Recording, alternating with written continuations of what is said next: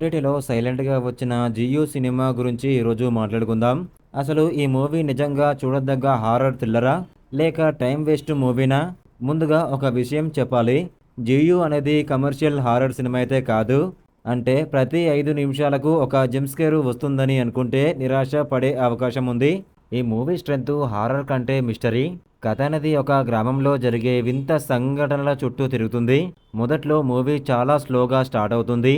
నిజం చెప్పాలంటే మొదటి 20-25 నిమిషాలు కొంతమందికి బోర్ కూడా కొట్టొచ్చు.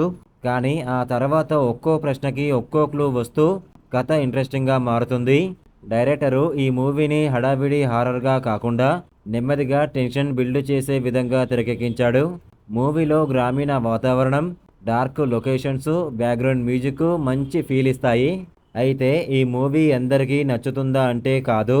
ఫాస్ట్ పేసు థ్రిల్లర్స్ చూసే వాళ్ళకు ఇది కొంచెం స్లోగా అనిపించొచ్చు. అలాగే క్లైమాక్స్‌లో వచ్చే కొన్ని ట్విస్ట్స్ చాలా షాకింగ్‌గా లేకపోయినా కథకు సరిపడే విధంగా ఉంటాయి.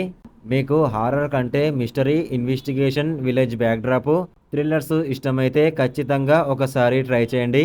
కానీ 'కంజరింగ్', 'ఎవెల్ డెడ్' లాంటి భయపెట్టే హారర్ మూవీ ఎక్స్‌పెక్ట్ చేస్తే ఈ మూవీ మీకు అంతగా నచ్చకపోవచ్చు. మొత్తానికి 'జియో' ఒక డీసెంట్ సస్పెన్స్ థ్రిల్లర్. ఓటీటీలో కొత్తగా ఏదైనా చూడాలి అనుకునే వారికి మంచి ఆప్షన్. నా రేటింగ్ అయితే 7.5/10. మీరు మూవీ చూసి ఉంటే మీ రేటింగ్ ఎంత అనేది కామెంట్‌లో చెప్పండి ప్లీజ్. రివ్యూ నచ్చితే ప్లీజ్ లైక్ చేయకుండా వెళ్ళకండి. ప్లీజ్ ఒక లైక్ చేసి సబ్స్క్రైబ్ చేసుకోండి. Thank you.